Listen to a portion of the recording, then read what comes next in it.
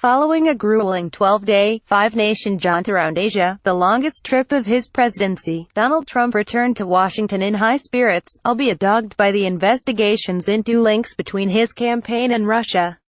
That was capped by the recent arrest and indictment of key campaign aides, preventing him from even a brief sit-down with Russian President Vladimir Putin to jointly advance a North Korea agenda. Still, while long on symbolism and short on substance, Trump hit all the right notes on his security toto list, shoring up relations with key U.S. allies South Korea and Japan vis-a-vis North Korea and striking the right balance with Beijing, a would-be partner on North Korea.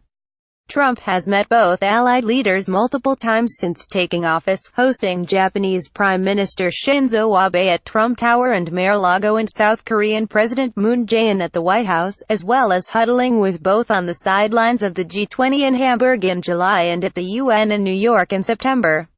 Xi Jinping's envoy heads home from North Korea, but China silent on talks with Kim Jong-un. However, the contents of a bland joint statement at the G20 stressing agreement on a common strategy to confront the threat of North Korea and ensure the security of Northeast Asia and the United States have never been publicly divulged. And while aerial and naval shows of force shadowed the presidential entourage while in the region, they are no substitute for signaling how the U.S. might respond to the next provocation. That leaves the playing field wide open for North Korean leader Kim Jong-un to lay down the next marker, be it a nuclear test or missile launch. Trump was unequivocal in his speech to the South Korean National Assembly, stating that, "We will not permit America or our allies to be blackmailed or attacked." But he also missed an opportunity to put Kim on notice by channeling President John F. Kennedy's declaration at the height of the Cuban Missile Crisis that it shall be the policy of this nation to regard any nuclear missile launched from Cuba against any nation in the Western Hemisphere as an attack on the United States, requiring a retaliatory response upon the Soviet Union.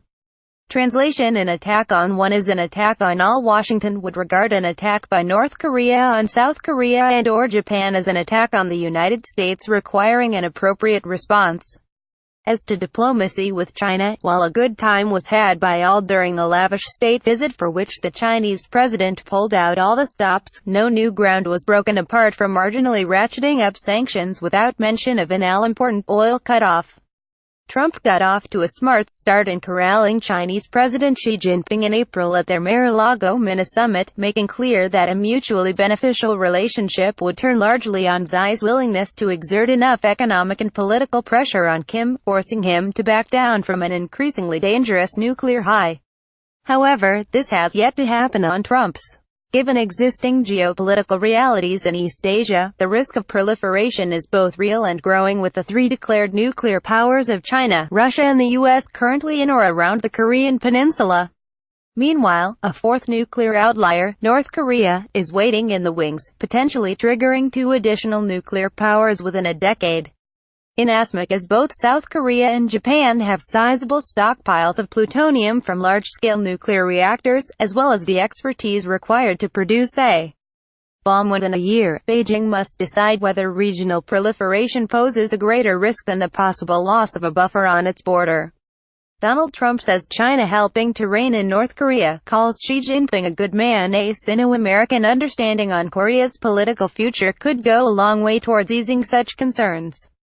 Just as Barack Obama and Xi succeeded in cobbling together a common position on climate change leading to the Paris Climate Accord, a wise men working group of former U.S. and Chinese officials could consider policy options for dealing with Pyongyang and report to the two leaders.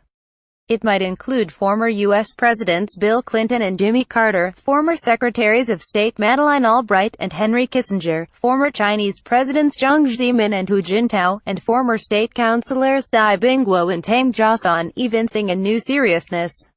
Each of the above brings impressive credentials to the table. Following Sinus rapprochement engineered by Kissinger, relations were normalized on Carter's, while Clinton reached a breakthrough agreement on ending enmity with the Kim regime, even if it didn't last. On the Chinese side, Dai was a peripatetic intermediary with Pyongyang during his tenure as state councilor, while Tang, the Chinese representative to four-party talks in Geneva 19,971,999, went the extra mile in pressing Pyongyang to remain at the table to reach a peace treaty or peace mechanism.